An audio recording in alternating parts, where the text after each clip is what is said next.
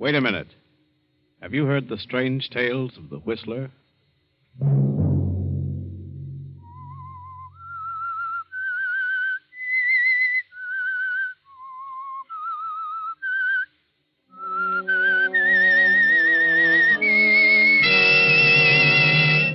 I'm the Whistler. I don't know what it is. It's a figure. I can't tell whether it's a man or a woman. It comes through the door and walks with outstretched arms toward my bed, reaching for me.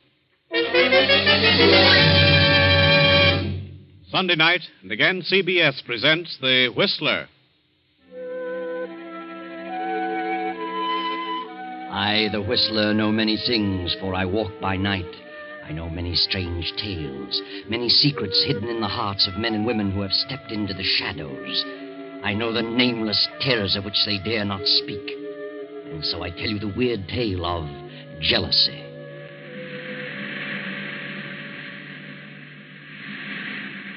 At the edge of the cliff overlooking the sea sits a gray stone mansion, weather-beaten by the storms of several decades. To this mansion, Gilbert Durant brought his bride, Lucia. That was 4 years ago. Gilbert and Lucia were quite happy until last year, when Lucia's half-sister, Beverly, came to live with them. And gradually, something began to happen. At first, Lucia realized that Gilbert's ardor was beginning to cool. He became more absorbed in his writing. Then she felt the cold clamminess of the stone structure almost creep about her and clutch her. Fear grew in her mind, a fear that nearly took her breath. It is evening now, and Lucia, having excused herself at dinner, tosses on her bed in a fretful sleep. No. Don't. Get away from me. Ah! No. What's wrong? Benton, come in. What was wrong? Why were you screaming? Benton, I must have been dreaming. It was horrible. You're white as a ghost. You're shaking like a leaf. Yes, I know. Oh, Mrs. Benson, I can't stand it. It's driving me mad. That makes the 4th or 5th time I've dreamed the same thing. The same thing in every detail. I've never heard you scream before. It always comes a little closer to me. Tonight, it almost reached me. It? What do you mean? I don't know what it is. It's a figure. A human figure. But I can't tell whether it's a man or a woman. It comes through that door and walks slowly across the room with its arms outstretched, reaching for me. Are you sure you were dreaming? Oh, now that I think of it, it isn't like a dream, an ordinary dream. Its reality seems to carry over even after I'm awake. Oh, that's what's made you so ill. This dream, if it is a dream, means something? Is that what you think? It's a premonition? Perhaps. What time is it? 9 o'clock. Where's Gilbert? Your husband went horseback riding over an hour ago. Your sister went with him. Beverly?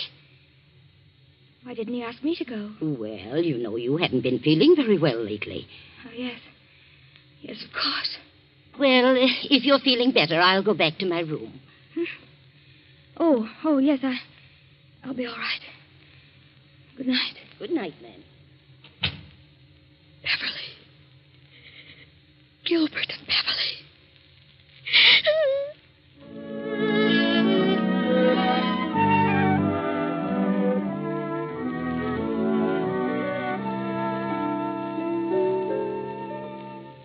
Lucia lies for a while, staring wild-eyed at the patch of moonlight on the bedroom door. And finally she drops off to sleep. Then as the clock strikes 10:30, the door opens slowly, silently. A figure steps into the room and moves noiselessly through the moonlight to Lucia's bed and stands staring at her. Suddenly Lucia opens her eyes. Gilbert, don't. Lucia, what's wrong with you? What are you doing in my room? Why, I just wanted to know how you felt. How long have you been standing there? Oh, just a few seconds. Oh, I was dreaming, I guess, and when I woke up, you startled me. Why were you yelling, don't? I don't know. I haven't the slightest idea. I talked to Dr. Hanby about you today. Told him you were run down, and he suggested I get a tonic for you. I'll drop in at the drugstore on my way home tomorrow evening. A tonic? Yes. What is it? Oh, I don't remember. Something in strychnine.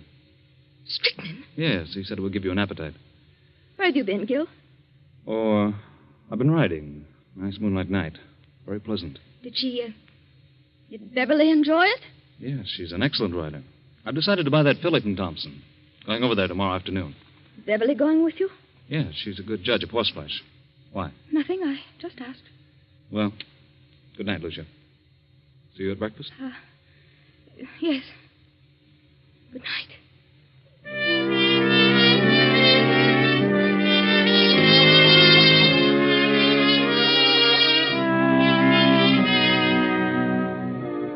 Lucia waits till she hears her husband turn out his light, then slips quickly to her door and quietly down the stairs to the library. With every beat of her pulse, she hears Gil's words. Something in strychnine. Something in strychnine. She snaps on the light and steps to the shelf holding the encyclopedia. She runs her fingers down the long line of books, LMNO, P to R. And then she stops and stares in terror. The S to T is missing. Lucia glances wildly about the room, and then she sees it. There on the desk, the missing volume, and open. She rushes to the desk and stares down at the open page. Good Lord! It's true. It's true.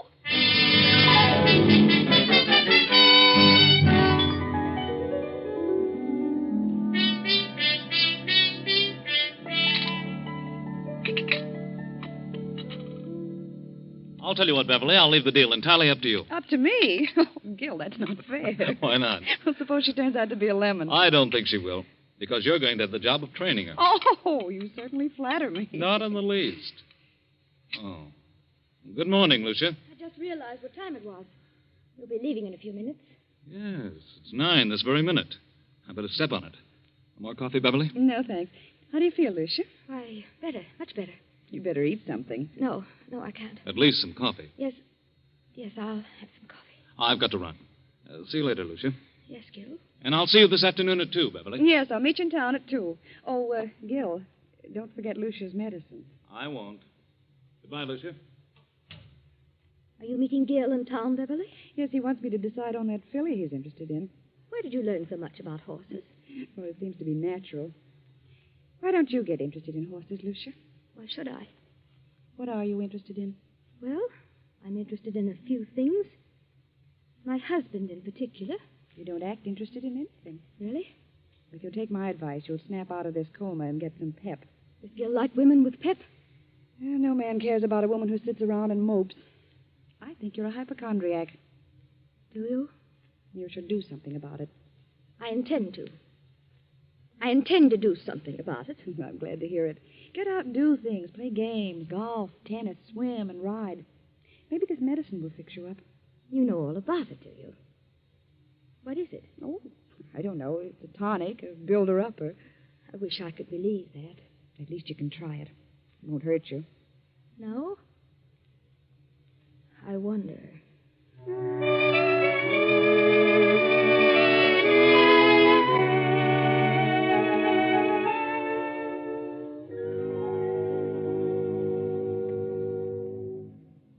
Oh, come in, Doctor.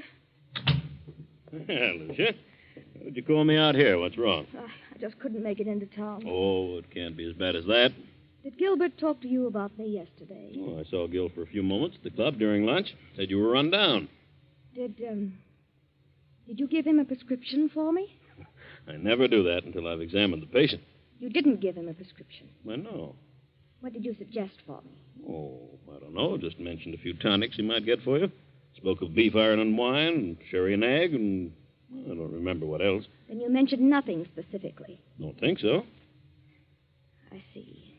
What seems to be wrong with you, Lucia? I don't know exactly. Something has been happening to me that... Well, frankly, I'm afraid I'm losing my mind. Oh, come now. We all feel that way at times. I'm serious. Things happen to me in the night. What sort of things? First, I thought they were just nightmares. But when you have a nightmare, you wake up and the fear is gone. You realize the truth. This vision that comes to me haunts me through the waking hours as well. Vision? Something, I think it's a person, comes through my bedroom door. Approaches my bed with outstretched arms as though it intends to strangle me. Each time it comes a little closer. My fear is that eventually it will get to me before I wake up. You always dream the same dream? If it is a dream, yes. Who is the person? I don't know. And you don't think it's really a dream? No. I think it's a premonition. Well, have you any basis for such a fear in real life? Is there someone or something that you're afraid of? Doctor, I'm convinced that they're not dreams. And I'm not asleep. Oh, nonsense. I'm positive they're not mere dreams. Well, I think it's all due to your rundown condition. You probably don't sleep as soundly as you should, and so you transfer sounds in the night to dreams, nightmares. That's exactly what I mean. If I'm only half asleep, I may be transferring actual movements and sounds into dreams. In other words, if someone slams the door in the night, I may half hear it and attribute it to a dream. Yes, go on. And perhaps I'm not dreaming. I think you'd better come into town and have a thorough physical. You mean a checkup by a psychiatrist? Well, I may have someone to help me. It's the usual thing, you know. Oh. Oh, Dr. Henry. I'm so frightened. Oh, now. Everything's going to be all right. I'm afraid. I'm afraid that I'm going to die. That someone is trying to kill me. You're not going to die. That's ridiculous. I'll call you and make an appointment. Very well. In the meantime, try not to think about it. Keep your mind on something on the brighter side. Yes, I'll try.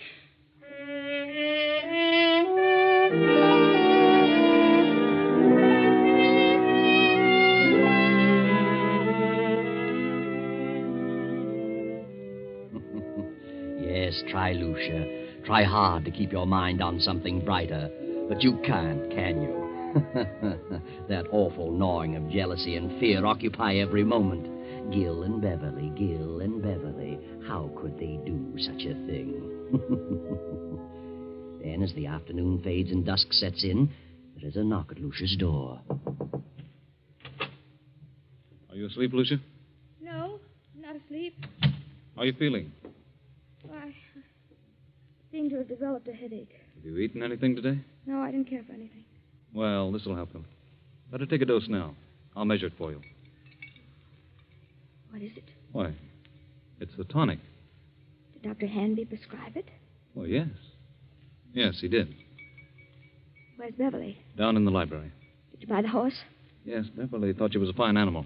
I didn't know Beverly knew so much about horses. She's a horsewoman after my own heart. Is she?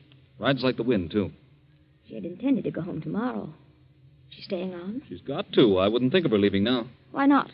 Well, for one thing, she's going to train the horse. And what else? Why, nothing else. Here, take this. It's a little bitter, but you'll get used to it. Gil. Go ahead. It won't hurt you. I don't want it. And why not? It has poison in it. Well, I suppose it does have a little, yes, but only enough to act as a tonic. I don't want it. I won't take it. I won't. Are you going to act like a child? Take it and quit arguing. I won't. I won't. This is ridiculous. I tried to do anything for you, and you act like a spoiled kid. I can't take it. You're impossible, Lucia. I'm afraid. You need this medicine, but you're too confoundedly stubborn. You'd rather sit around and mope all day. Very well, there it is. You can take it or not. Disgusted trying to help you pull out of this. Good night. No, wait, Gil. I'll take it. I'll take it. I don't care whether you do or not. There, I've taken it.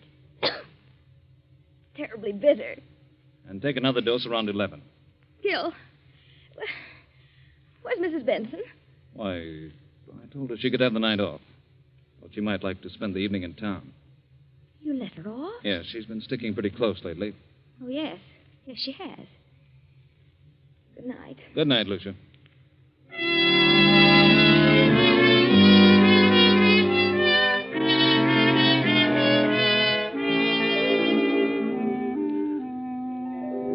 What's wrong, Gil? You look upset. I am. Lucia didn't want to take it. No? Why not? She's afraid of medicine. What are you going to do? She finally took a dose of it. If I know her at all, she'll never take another drop. Well, she's got to take it, Gil. You've got to figure out a way to make her take it. It can't be disguised. It's too bitter. Try something else. I'll try and coax her into it again. Isn't there something that tastes more pleasant, or something that you could put in milk or orange juice? I don't know. Well, I'll find something. Of course you will. We've got to. I think Mrs. Benson is the cause of her dislike for medicine. She's keeping her upset. I'm going to let Mrs. Benson go for 2 or 3 days. And maybe something can be accomplished. I'll speak to her now. Well, Benson, what are you doing standing here in the dark? I was just going upstairs to see if Mr. Durant wanted anything before I went out. I see. Oh, by the way, I'm staying home for a couple of days, and I thought that since you've been staying so close to the job, you'd welcome a few days' leave. Leave? Why, yes, but Mrs. Durant may prefer that I stay. I think you'd better get a little rest yourself. You needn't come back till Friday. But I don't need a rest. You come back Friday. Yes, very well, sir. I'll run up and see her before I go.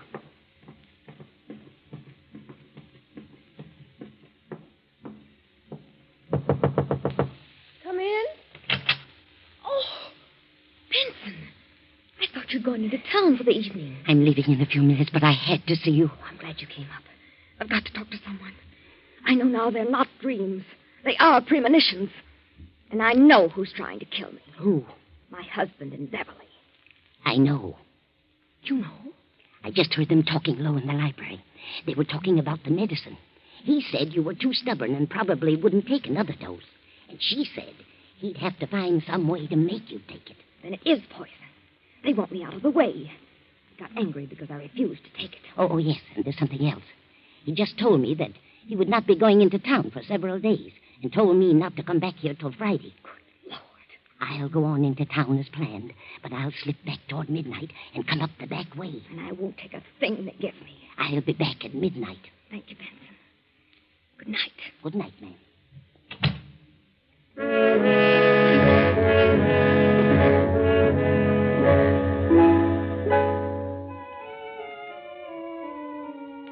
A few minutes before 12, Mrs. Benson returns to the mansion. No lights are burning, so she makes her way quietly through the back entrance, slips up the stairs, and taps lightly on Lucia's bedroom door. Mrs. Durant. Mrs. Durant. Then she turns the knob, opens the door, and snaps on the light. Mrs. Durant, are you here? Then Benson steps quickly toward the bed. The bed is empty, but a horrible sight meets her eyes. Blood. Blood all over the bed. They've done it. They've murdered her. Give me the police department.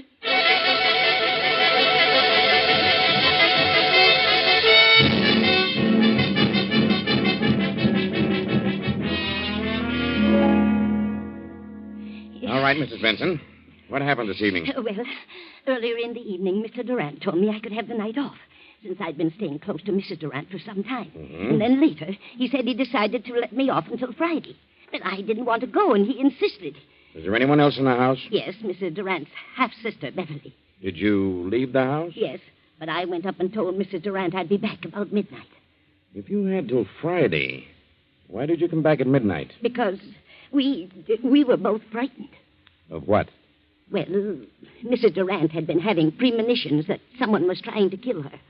Who was trying to kill her? She didn't know, but she was terribly frightened. Is that all? No. Her husband tried to get her to take some medicine he had brought home. She refused, and he got angry. How do you know he was angry? I heard him talking about it to Beverly. They were in the library. And he told Beverly that Lucia was very stubborn. And Beverly said that he'd have to think of some other way. Did Mrs. Durant suspect her husband and Beverly of trying to do away with her? Yes, she did. She was convinced that Mr. Durant and Beverly were in love and wanted her out of the way. So you came back tonight because you anticipated that something was going to happen? Yes. The house was dark, so I came up the back stairs, knocked on her door, and when I got no answer, I came in, turned on the lights, saw she was gone, and then I saw the bed all covered with blood. She wouldn't take the poison, so they did it another way. That's what they planned in the library. Where are they now? Any idea? Well, they didn't expect me back tonight, so they've probably gone to dispose of the body, intending to come back here and clean the place up later. I see. Anybody else know about Mrs. Durant's fears? Yes. She talked to Dr. Hanby. I called him right after phoning the police and told him about it. He knows.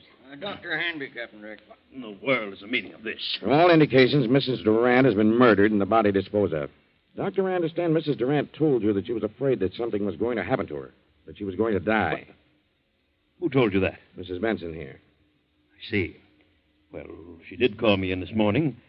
She'd been having strange dreams. Premonitions, she called them. I called them hallucinations. Who did she think it was? Well, she couldn't tell whether it was a man or a woman, but someone was always approaching her bed with outstretched arms, trying to choke her. Do you think it was more than a dream? Well, she was a sort of hypochondriac. I asked her to come into town where I could give her a thorough examination. I didn't take her story too seriously, but, well, this certainly puts a different slant on the entire picture. Yes, we haven't found the body. I have men out searching now. We'll find it. Well, here's Mr. Durant and his sister-in-law. They found him about a half mile down on the beach. How are you, Durant? What in the world goes on here? Oh, what's wrong, Doctor? Take a look at that bed. Good Lord, what's happened? Lucia, where is she? We thought you could enlighten us on that point. What do you mean? Is she dead? Where is she? Gil. Beverly. Give her some water. She'll be all right in a minute. But what's happened? We think your wife has been murdered. Murdered? What are you doing here, Mrs. Benson?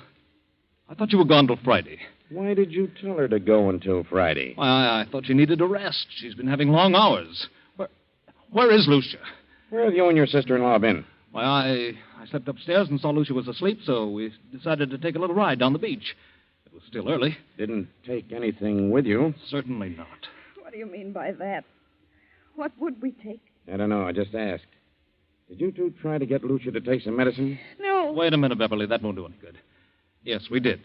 She was run down and needed a tonic, but she refused to take medicine. Why did she refuse? I don't know. Maybe she was afraid of being poisoned. That's ridiculous. Why should I want to poison her? I loved Lucia. How long has your sister-in-law Beverly been here with you? Why, I don't know. It's quite some time. Just a minute. Are you inferring that Gil and I'm not inferring anything. I'm merely asking questions. Well, whoever suggested such a thing is lying. Why, Gil and Lucia... Just a moment, Beverly. Mrs. Benson, what have you been saying? What did you tell them? I told them the truth. You think I planned to kill Lucia? Is that it? Yes, you and this woman. Why, that's You ridiculous. tried to get her to take some medicine. She knew you were in love with her sister, and you were trying to poison her. When did she come to that conclusion? She had premonitions. That means nothing. And besides, I heard you talking, you and Beverly, planning the whole thing. What? She's out of her I mind. heard you, I tell you. When you realized Lucia wouldn't take the medicine, Beverly said you'd have to think of some other way. Some other way to what? To get rid of her. What else? This is the most amazing thing I ever heard of. Dr. Hanby, you know better than this. Do you think I had a reason back of wanting to know about various medicines? No, I didn't. Not at the time, but now... Now what? Well, I'm sorry to say it all adds up to something suspicious. Seems more than just coincidental. Do you think I killed Lucia? Well, look about you. Look at the room. What else am I to think? What was the tonic you tried to give your wife? It had strychnine in it. That right, Durant? Why, yes. It was one of the things Dr. Hanby mentioned. It was iron, quinine, and strychnine. Did you mention that, Doctor? Well, I suppose I did. It's a commonly known tonic. Did you add anything else to it, Durant? Certainly not. How about it, Sergeant? What's the report? Why, the bottle contained iron, quinine, and strychnine, and a heavy content of arsenic. Arsenic? But it isn't possible. I put nothing in it. Where would I get arsenic? Well, it was in there just the same. Good Lord, Doctor, it isn't true. You know it isn't. I hate to say it, Gil, but the evidence looks bad for you. Benson knows what all this is about. She's lying. She knows Gil wouldn't do such a thing. She's back of it all. Why? I don't know, but believe me, I'll find out if I have... That'll do. Under the circumstances, I think you'd all better come down to headquarters so we can keep you separated. Come on. And no more talking.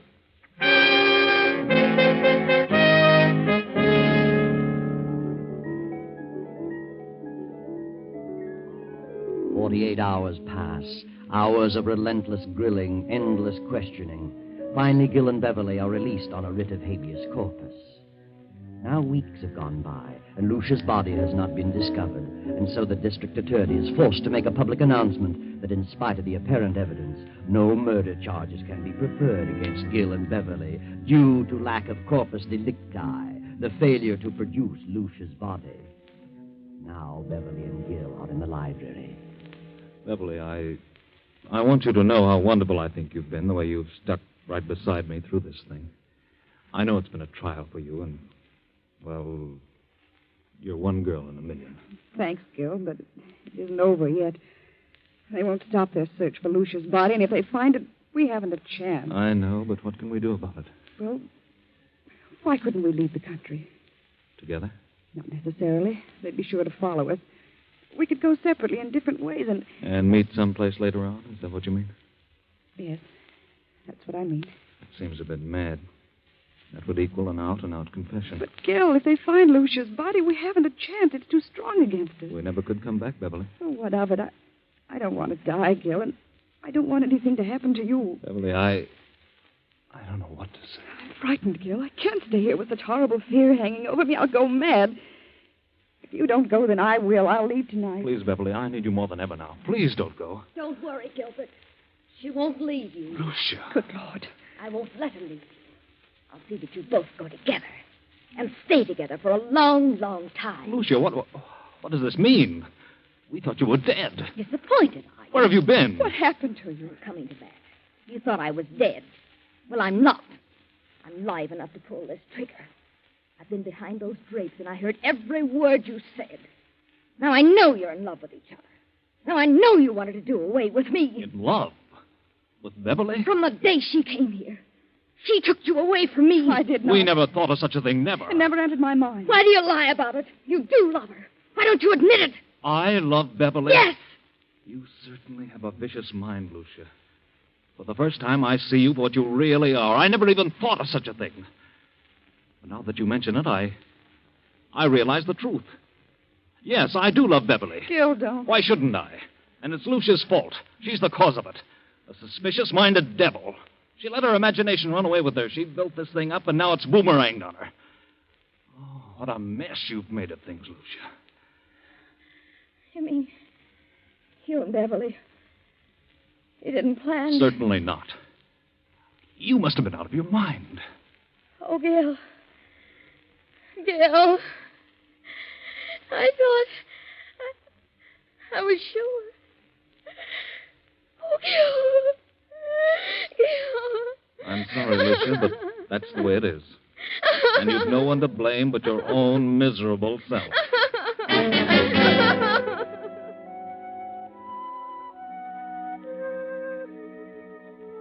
No one to blame but her own miserable, jealous, suspicious-minded self. Lucia planned the whole thing from the beginning. She thought they were in love, thought they were planning to kill her. Lucia never had a dream, never had a premonition. She planted that in the housekeeper's mind and in the doctor's. She put the rat poison in the tonic. She put the bedroom in disorder, cut herself and smeared blood on the bed, and then disappeared. But when she read that they couldn't bring a murder charge without the body, she came back to kill Gil and Beverly herself. You see, Lucia didn't know about that little article in the law called corpus delicti.